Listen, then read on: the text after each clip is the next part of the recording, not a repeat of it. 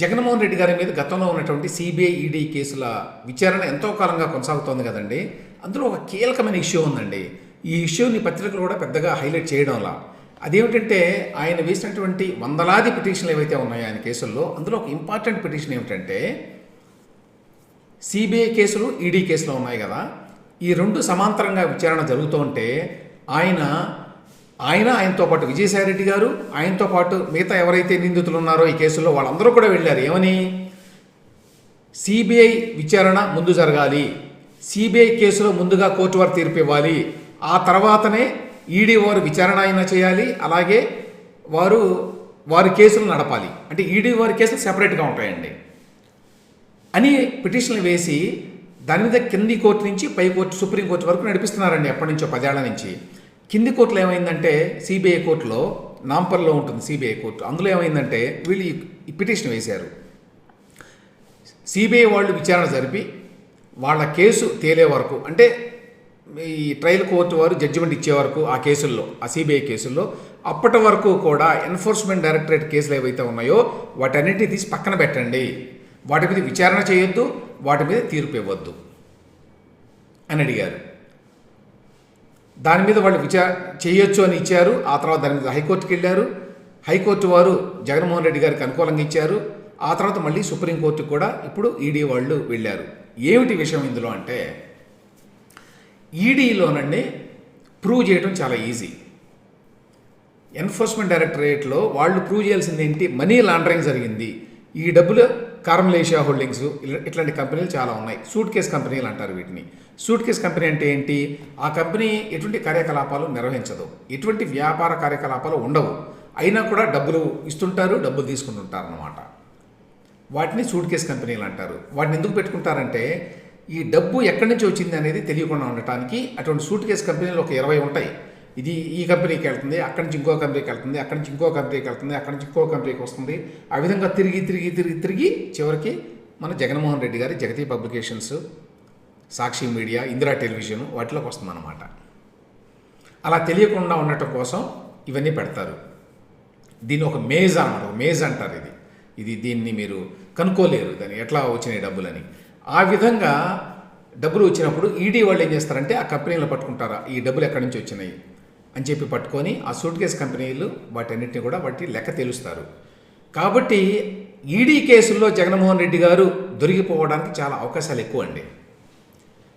CBI కేసుల కంటే కూడా సిబిఐ కేసు ఏమో క్విట్ ప్రోకో కేసులు. అంటే వైఎస్ రాజశేఖర రెడ్డి గారు కొంతమందికి కంపెనీలకి బెనిఫిట్ చేశారు. ఆ కంపెనీల వాళ్ళు జగన్మోహన్ రెడ్డి గారి కంపెనీల్లో వాటికి ఎటువంటి చరిత్ర లేకపోయినా, కొత్తగా పెట్టినా, ఆ షేర్లకు ఎటువంటి విలువ లేకపోయినా ఎక్కువ డబ్బులు అందులో పెట్టుబడి పెట్టారు. షేర్లకు ఎక్కువ ధర వేసి ప్రీమియం ధర నిర్ణయించి డబ్బులు పెట్టారు. ఆ డబ్బుల నుంచి వాళ్ళు ఏమీ ఆశించడానికి లేదు, అయినా పెట్టారు. ఎందుకు పెట్టారు అంటే క్విడ్ ప్రోకో, వేరే ప్రాజెక్టుల్లో వాళ్ళకి లాభం చేకూర్చారు అనేది సిబిఐ వాదన. సరే, నేను నేరుగా డబ్బు తీసుకోలేదు, ఎవరు నాకు డబ్బు ఇవ్వలేదు, అయినా ఎవరో రాజశేఖర రెడ్డి గారు ఎవరో ఇస్తే నాకేంటి సంబంధం అని జగన్మోహన్ రెడ్డి గారు వేశారండి అప్పట్లో పిటిషను. రాజశేఖర రెడ్డి గారు ఎవరో ఆయన ముఖ్యమంత్రిగా ఉండగా ఆయన ఫైల్ చూసుకొని సంతకం పెడితే నా మీద ఎట్లా కేసు పెడతారు అని వాళ్ళ నాన్న మీదనే పిటిషన్ వేశాడు. యాక్చువల్గా చాలామందికి తెలియదు. ఇప్పుడు షర్మిలా గారిని అంటున్నారు వాళ్ళు, ఏంటి కాంగ్రెస్ పార్టీ వాళ్ళు చేశారు ఇదంతా, షర్మిలా వెళ్ళి అందులో చేరిందని. కానీ యాక్చువల్గా జగన్మోహన్ రెడ్డి గారు అప్పట్లో ఒక పిటిషన్ వేశారు, అదంతా వైఎస్ గారు చేసింది, నాకు సంబంధం లేదు, ఆయన మీద పెట్టుకునే కేసు అని. అది పక్కన పెడితే సిబిఐ కేసు అది. మరి ఈడీ కేసు ఏమిటి? నేను చెప్పినట్టు ఈడీ వాళ్ళు ఈ కంపెనీలు ఏవైతే ఉన్నాయో సూట్ కేసు కంపెనీలు, వీటిలో డబ్బు ఎక్కడి నుంచి ఎక్కడికి వెళ్ళినప్పుడు మీకు డబ్బులు ఎలా వచ్చినాయి దానికి లెక్కలేదు, మీరు డబ్బులు ఎందుకు ఇచ్చారు దానికి లెక్కలేదు. అందులో జగన్మోహన్ రెడ్డి గారు దొరికిపోవడానికి చాలా ఈజీగా, చాలా సులభంగా ఉన్నదండి ఈడీ వాళ్ళకి ప్రూవ్ చేయడానికి. కాబట్టి PMLA, prevention of money laundering act కింద ఈడీ వాళ్ళు ఈయనకి శిక్ష వేయించడానికి కోర్టులో చాలా సులభం.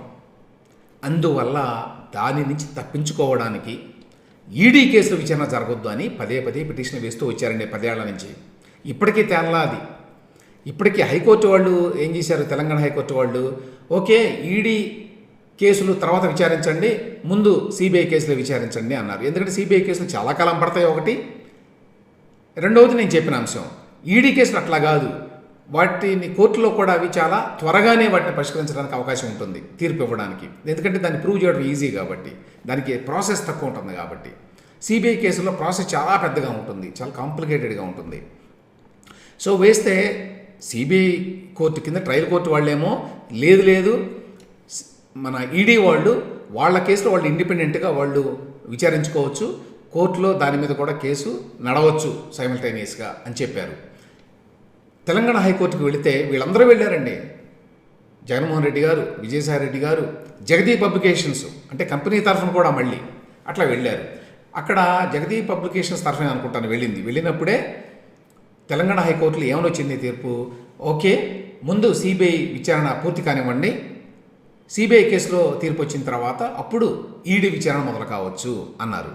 దాని మీద ఈడీ వాళ్ళు సుప్రీంకోర్టుకు వెళ్ళారండి. ఇప్పుడు నిన్న ఆ కేసు సుప్రీంకోర్టులో విచారణకు వచ్చింది. విచారణకు వస్తే దాంట్లో సుప్రీంకోర్టులో జస్టిస్ సంజీవ్ ఖన్నా గారు వారి ధర్మాసనం విచారణ జరిపిందండి. వారేమన్నారు, సిబిఐ కేసులో తీర్పు తర్వాతే ఈడీ కేసులో తీర్పు ఇవ్వాలా లేదా అన్న నిర్ణయాధికారం సిఆర్పిసి సెక్షన్ 309 ప్రకారం ట్రయల్ కోర్టుకే ఉంటుంది, అంటే నాంపల్లిలోని సిబిఐ కోర్టుకే ఉంటుంది అని చెప్పి అభిప్రాయం వ్యక్తం చేసిందట ఆ ధర్మాసనం సుప్రీంకోర్టులో. ఈ మేరకు ఆదేశాలు ఇస్తామని కూడా చెప్పారట. అయితే మరి ఈడీ తరఫు లాయర్లు దీంతో పాటు ఇంకా చాలా కేసులు ఉన్నాయి, వేరే కేసులు కూడా ఉన్నాయి, ఈడీ కేసులు కూడా చాలా ఉన్నాయని చెప్పాను కదా, 8 కేసులు. సో వీటిని కూడా మీరు చూడాలంటే ఓకే ఈ తదుపరి విచారణని 2 వారాలకు వాయిదా వేస్తున్నట్టుగా నిన్న సుప్రీంకోర్టు ధర్మాసనం తెలిపింది. సో మొత్తంగా ఈ వ్యవహారంలో విషయం ఏంటంటే ఈడీ కేసులు త్వరగా కోర్టులో విచారణకు రాకుండా, వాటి మీద ఈడీ ఎటువంటి నిర్ణయాలు తీసుకోకుండా, వాటి మీద కోర్టు వారు తీర్పు ఇవ్వకుండా ఆపటానికి జగన్మోహన్ రెడ్డి గారు అండ్ కో మిగతా వాళ్ళు ఎవరైతే ఉన్నారో విజయసాయి రెడ్డి గారు ఇట్లాంటి వాళ్ళంతా కూడా విశ్వ ప్రయత్నాలు చేస్తూ వస్తున్నారు. 10 ఏళ్లుగా సక్సెస్ అయ్యారు.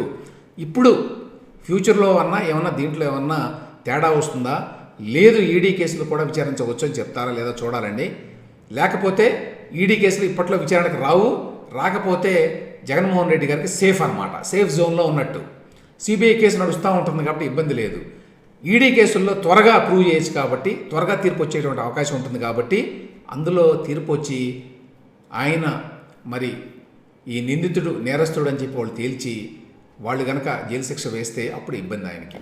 అందుకోసం వీళ్ళు ఈ విశ్వ ప్రయత్నాలన్నీ చేస్తున్నారు ఈడీ కేసులు కోర్టులో దాని మీద తీర్పు రాకుండా ఉండటానికి.